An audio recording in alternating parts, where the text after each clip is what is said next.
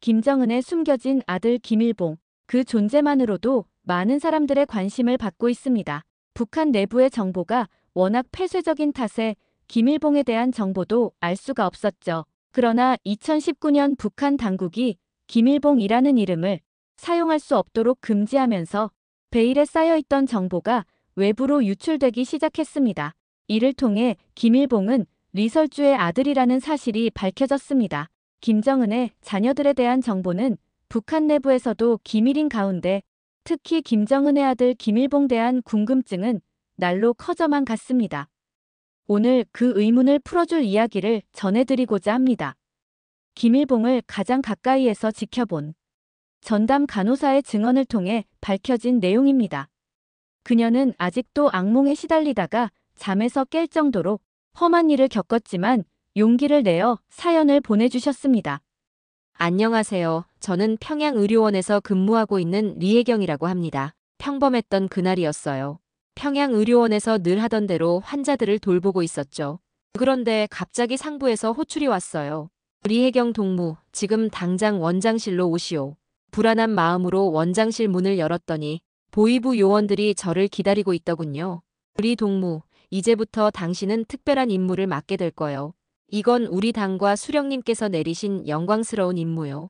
그렇게 시작된 제 운명의 전환점이었죠. 김정은의 숨겨진 아들 김일봉을 돌보는 특별 간호사로 발탁된 거였어요. 처음 그를 만났을 때의 기억이 아직도 생생해요. 호화로운 특실 병동에는 푸른 벽지가 발려 있었고 커다란 창문 너머로 평양 시내가 한눈에 보였죠. 그리고 그 안에는 20살 정도로 보이는 젊은 남자가 있었어요. 김일봉이었죠.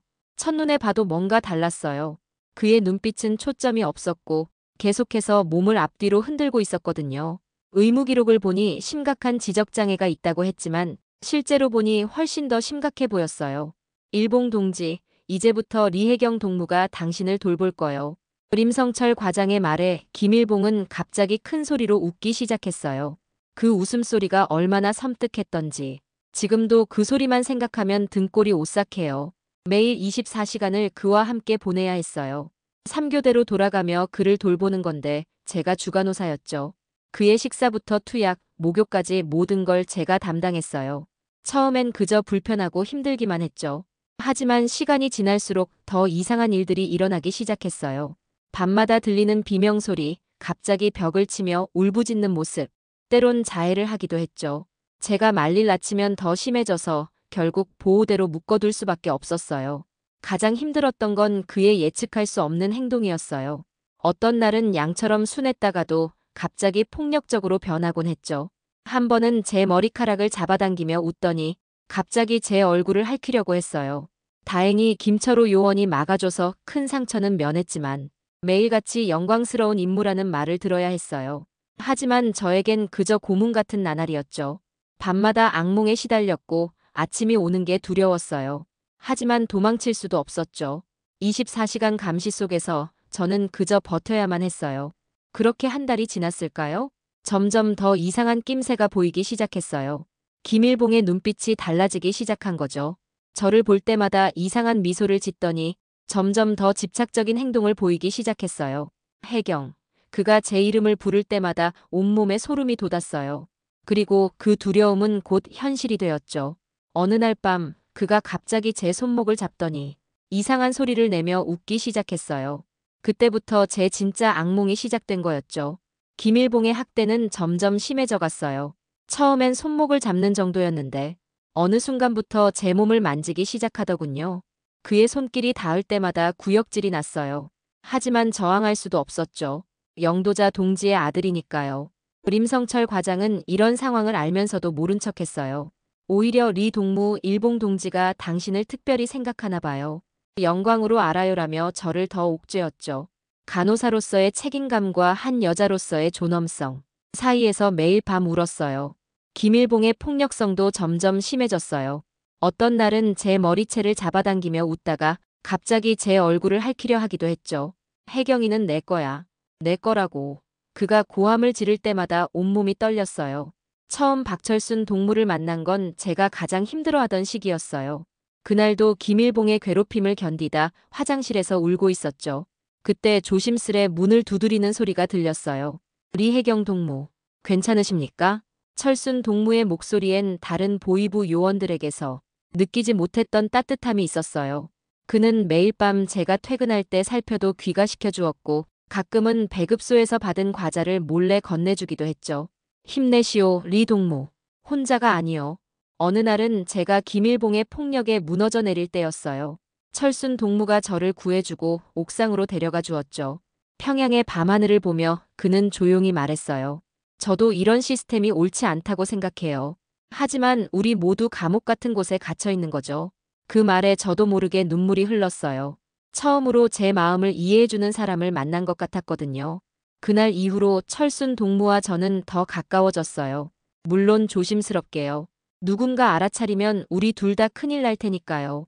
철순 동무는 다른 보위부 요원들과 달랐어요. 그의 아버지가 정치범 수용소로 끌려가는 걸 어린 시절 목격했다고 해요. 그 후로 당에 충성을 맹세하며 보위부에 들어왔지만 마음 한구석엔 늘 의문이 있었다고 하더군요. 우리는 점점 더 많은 이야기를 나누게 됐어요.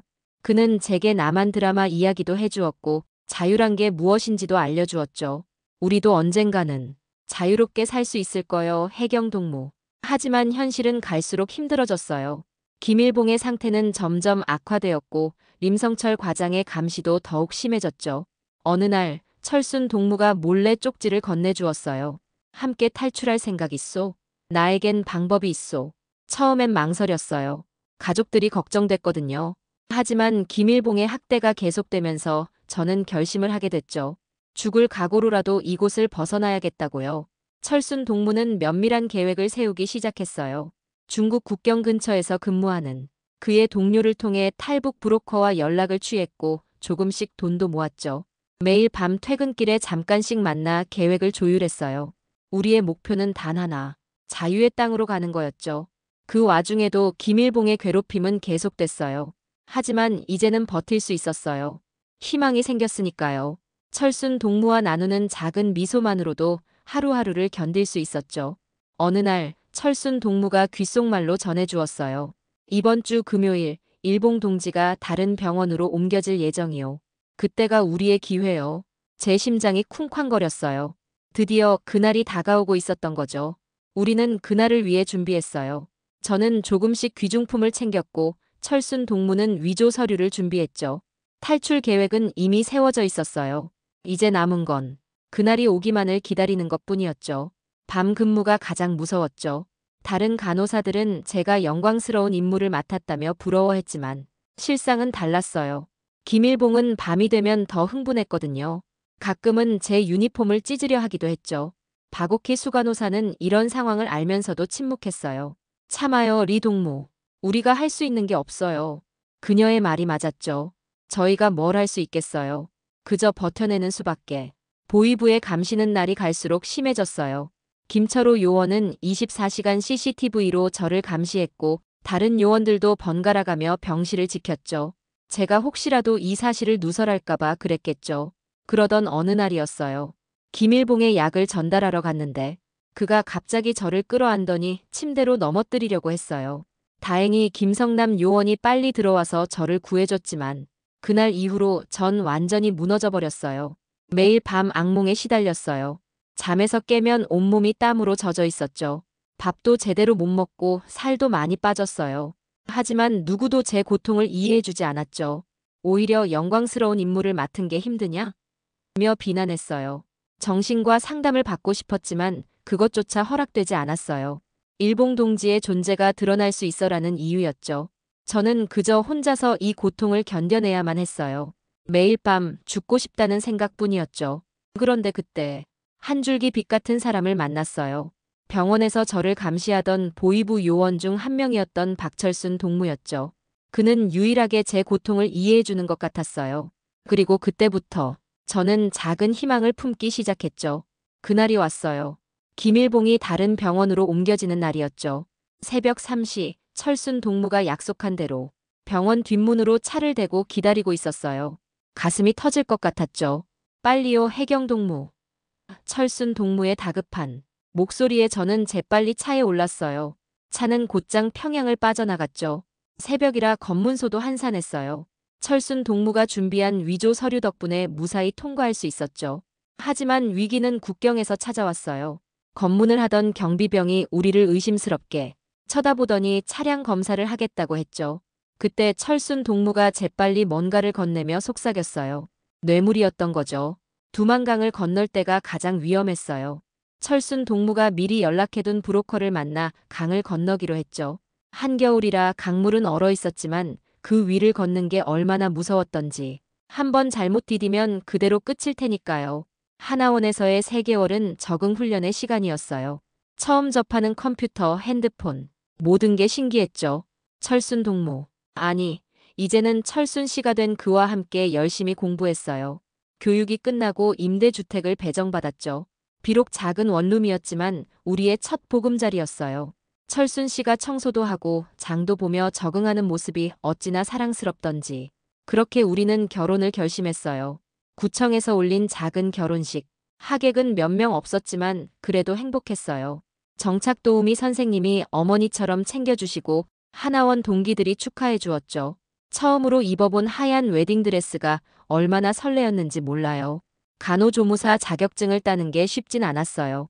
북한에서의 경력을 인정받지 못해 처음부터 다시 시작해야 했거든요. 밤늦게까지 공부하고 실습하면서 많이 힘들었죠. 하지만 철순 씨가 늘 곁에서 응원해 주었어요. 혜경아, 넌 할 수 있어. 북한에서도 최고의 간호사였잖아. 그의 말에 힘을 얻어 더 열심히 공부했죠. 마침내 자격증을 따고 동네 의원에 취직했을 때 얼마나 기뻤는지 몰라요. 철순 씨도 경비 일을 시작했어요. 야간 근무가 많아 힘들 텐데도 불평 한 번 없이 열심히 일했죠. 우리는 조금씩 돈을 모으기 시작했어요. 언젠가 북에 있는 가족들을 데려오기 위해서였죠. 하지만 평화로운 일상 속에서도 악몽은 계속됐어요. 가끔 김일봉의 모습이 꿈에 나타나 저를 괴롭혔죠. 그럴 때마다 철순 씨가 저를 꼭 안아주며 달래주었어요. 이제 다 지나갔어. 우린 이제 안전해. 무엇보다 그리운 건 가족이었어요. 어머니의 된장찌개 냄새, 동생의 장난스러운 웃음소리. 명절이 될 때마다 더 보고 싶어졌죠. 몰래 브로커를 통해 연락을 시도했지만 쉽지 않았어요. 어느 날 동네 마트에서 북한 음식 코너를 발견했어요. 그곳에서 파는 평양냉면을 먹으며 펑펑 울었죠. 고향의 맛이 그리웠던 걸까요? 철순 씨는 그날부터 주말마다 저를 데리고 북한 음식점을 찾아다녔어요. 우리는 매달 조금씩 돈을 모았어요. 언젠가 가족들을 데려올 수 있다는 희망으로요. 통일부에서 하는 이산 가족 찾기 신청도 했고 탈북자 단체 활동도 시작했죠. 새로 사귄 친구들도 생겼어요. 특히 같은 병원에서 일하는 미경 언니는 친언니처럼 저를 챙겨주었죠. 처음으로 친구들과 여행도 가고 노래방도 가고 조금씩 한국 생활에 적응해 갔어요. 철순 씨는 야간 대학에 들어갔어요. 경영학을 공부한다고 하더군요.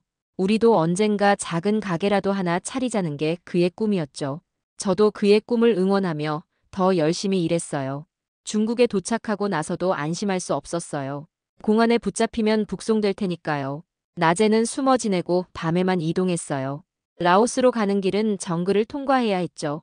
뱀이며 거미며 매일이 공포의 연속이었어요. 태국 국경을 넘을 때는 정말 죽는 줄 알았어요. 국경 수비대에 발각될 뻔했거든요. 다행히 철순 동무가 재빨리 저를 숨겨주었죠. 온몸이 진흙투성이가 됐지만 그래도 무사히 넘을 수 있었어요. 방콕의 한국 대사관에 도착했을 때 처음으로 실감났어요. 우리가 정말 탈출에 성공했다는 게요. 철순 동무와 서로 부둥켜 안고 울었죠. 이제야 정말 자유를 얻은 거예요. 심사 과정은 길고 지루했어요.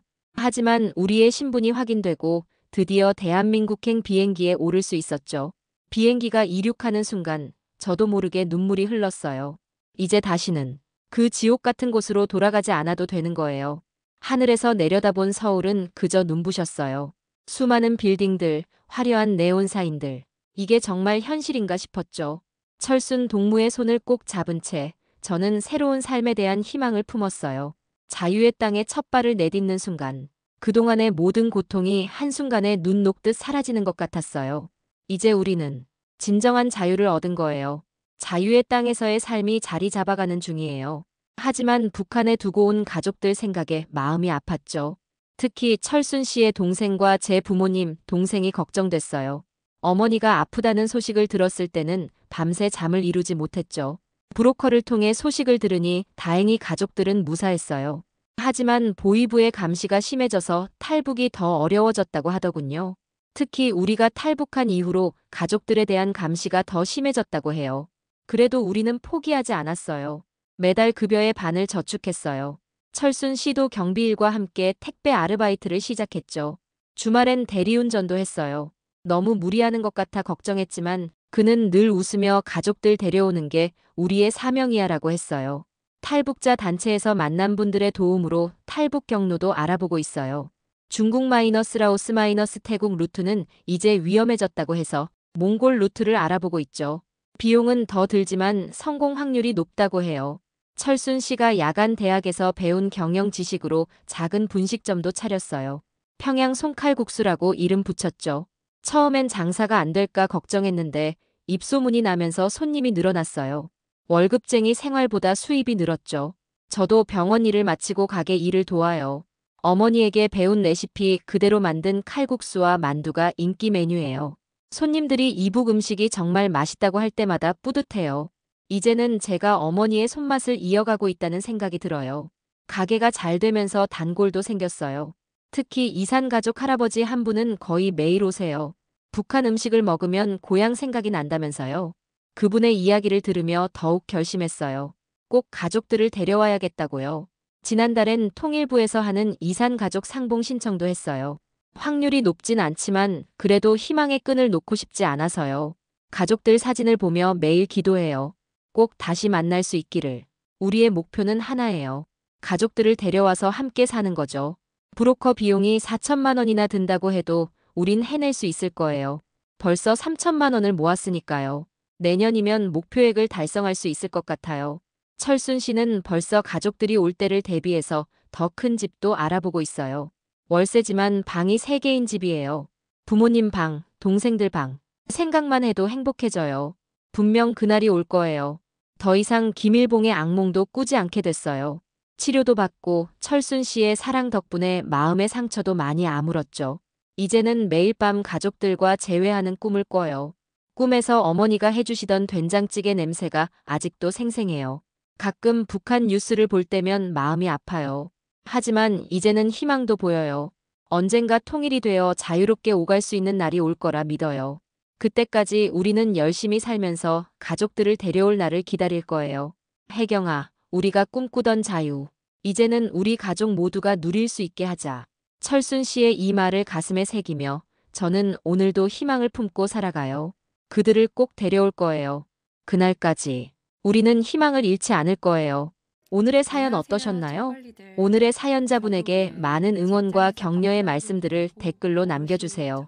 평양튜브는 탈북민의 사연을 소개해드립니다.